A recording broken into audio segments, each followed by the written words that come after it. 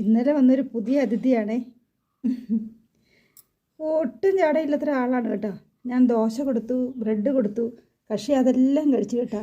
അതെല്ലാം കഴിച്ചിട്ട് വയറ് നിറഞ്ഞുള്ള കിടപ്പാണേ. അതുകൊണ്ടാണ് ഞാനിപ്പോൾ ദോശ കൊടുത്തിട്ട് മേടിക്കാത്തത്. ഇതാ ഇത് കഴിച്ചോ, എന്നാ ഇത് കഴിക്ക്, ഇത് കഴിക്കാൻ. അപ്പം മോനായി വന്നിട്ടുണ്ട്. മോനായി നോക്കി കരയുവാണ് കേട്ടോ. മോനായുടെ വായിൽ എന്തോ കഴിക്കുന്നുണ്ട്. എന്താ? പക്ഷേ വീടിനകത്തോട്ട് ഞങ്ങൾക്ക് പ്രവേശനമില്ല കേട്ടോ, അത് വേറെ കാര്യം. ഇവിടെ നേരത്തെ ഇവിടെ ഒരു പൂച്ച ഉണ്ടായിരുന്നു. ആ പൂച്ച എല്ലാവർക്കും വലിയ ഇഷ്ടമായിരുന്നു. പുള്ളിക്കാരി അകാല ചർമ്മം പ്രാപിച്ചതോടുകൂടി ഞങ്ങൾക്ക് പിന്നെ പൂച്ച ഇല്ലാതായി.